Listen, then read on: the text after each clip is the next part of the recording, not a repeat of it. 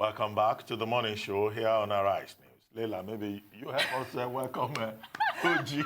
Before she protests that I didn't get that right. So I will introduce you. Okay? Yes. Beautiful and amazing Ojy. You are amazing. Thank you. Yeah. How are you guys? We're great. How are you? It's almost the end of the show, right? Good to Excited. see you. Yes. Well, let's begin what's trending today in Nigeria with Senator Elisha Abbo's not guilty plea to the assault of a nursing woman at a sex toy shop in Abuja. Despite a public apology and describing himself as an ambassador of Christ, Senator Abbo pled not guilty yesterday to a one-count charge of assault filed against him by the police. The lawmaker was arraigned at a magistrate court in Abuja and then granted a 5 million naira bail with 2 sureties. Senator Abbo initially claimed that he was also attacked at the sex toy shop and argued that the video was doctored. But following a backlash, he tendered an apology, which has now left the internet questioning his apology. The senator could face up to 3 years in prison if convicted of assault. Okay, so maybe we need a lawyer here, Dr. Abati. Because you don't need a lawyer. It's straightforward. Well, some might argue that, there might be some things within the law that could, that could find him not guilty of assault. I mean, I don't know what... There's compelling evidence, the video evidence, which speaks for itself. Mm-hmm. And he himself has not denied that he was the person featured in the CCTV video. And he has not denied that he assaulted a woman. He has offered an apology. But the thing is that, an apology is not enough. Violence, assault, battery, all of these constitute felony, under Nigerian criminal law. And I see the police in this case stepping up to charge him for assault. But he will go to court and defend himself, and the law should take its course. The rest is at the discretion of the presiding judge. Of the judge. However, I would also like to see the kind of excitement, enthusiasm that the Inspector General of Police has demonstrated in this case. Also in regard to the police orderly. Yes, the which are always was there there, about. Yes. Who also called on his colleagues, to harass the nursing mother and the owner of the sex toy shop. Mm-hmm. So it shouldn't be a one-sided thing. Otherwise, you get the impression that the man is probably being targeted to make an example out of him because he belongs to an opposition party. Right. And he himself has made a point that, he's being targeted. Yeah. There's so much energy being put into his matter because he belongs to the PDP. Whereas in the past, we have had, persons in other political parties who have behaved just as badly, even on the floor of the National Assembly, and in a manner in which they were not covered by parliamentary privilege. Yeah, everyone is asking now, what is he pleading not guilty to? Yeah, that's the main question that everyone's asking. What is he really pleading not guilty to? Yeah. I'm also curious to find out what the 7-member ad hoc committee, the Senate, has done with the investigation so far. We've not heard anything. Well, they were given 2 weeks, and that 2 weeks has not yet lapsed. Yeah. When does it lapse? This week, at the end of this week? Well, but whatever it is in the past, what the 8th National Assembly did and what the House of Reps did was to suspend a certain member who was in this situation for a month.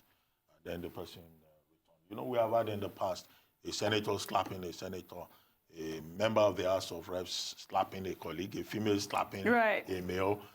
But what we should insist on is that those who seek serious positions of consequence in Nigeria should also realize that decorum is part of the fiduciary duty that they owe us as, the people. And assault should not be tolerated. Assault is assault, and I hope that this case really sets a precedent. Once again, at this point about being a Christian, not guilty. It's really irritating me. Well, that's for the court to determine.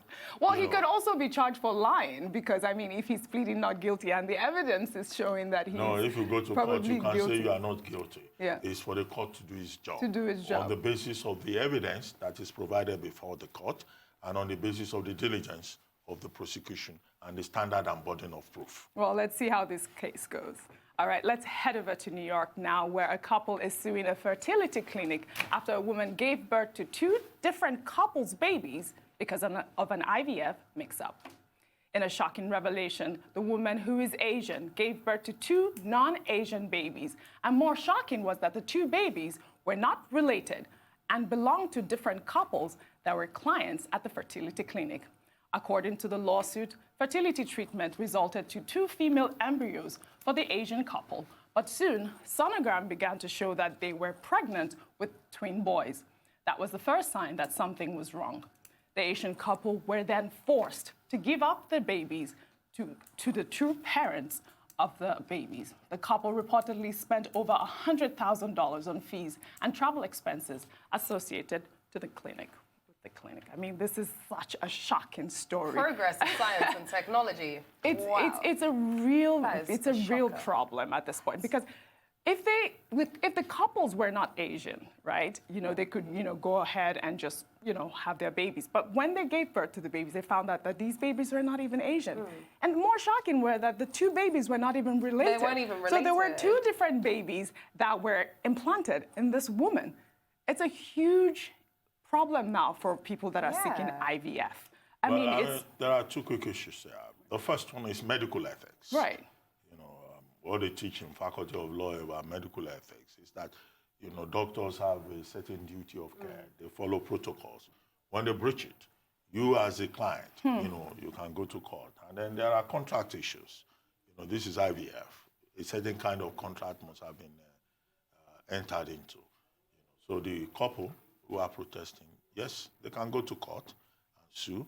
And then the third issue that is thrown up again is about identity. Right. Because this whole thing is about identity. If you are Asian and then you do IVF and you are given non-Asian, children, I mean, it's not as if they are not children, but you are saying, no, I don't identify with this, with what has come about. So which I'm sure if they go to court, was the reason they found out, yes. redress. Which was the reason that they found out. But then it goes to show that, these medical practices have to be really, taken into consideration when you are doing these types of things. I mean, what could have gone wrong? Could it have been like the labeling of the embryos? I mean, first of all, even at the clinic, they were expecting girls. The couple were expecting girls. And then the sonogram said that there were boys. And then the clinic was like, no, don't worry. Sometimes the sonograms are there are wrong. issues about diligence, duty of care, and protocol.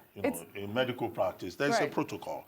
There's a standard procedure. And then what about the emotional, problem that they have to go through? Now they had to give up the babies to the parents of, to their parents, and which is like, it's not just the cost, it's also the emotional, this couple. I think the lady has a story. Very, very strange story, and I hope that this doesn't happen, more in the future. I'm struggling to even try and put it all together in my head. Leila, what was the title of that film again? Switched at Birth? Switched at Birth. I didn't see that actually. So I mean, even now, I think that everyone should do a DNA test after they give birth to a baby, no matter what, because there are other stories that come up as well, not just that. Well, let's take another story under sports. More managerial casualties are emerging from the ongoing Africa Cup of Nations tournament taking place in Egypt. The latest is Nigeria's Emmanuel Amuneke, who has been relieved of his position as head coach of the Tanzania national football team. According to a statement on the Tanzania Football Association website, Emmanuel Amuneke and the association reached an agreement to terminate their contract following poor performance of the Taifa Stars in the 2019 AFCON in Egypt. Although Emmanuel Amuneke helped the Taifa Stars to qualify for the AFCON for the first time in 39 years, it was not enough to make him stay on. His termination is the second casualty at the AFCON after Egypt terminated the contract of their head coach, Javier Aguirre.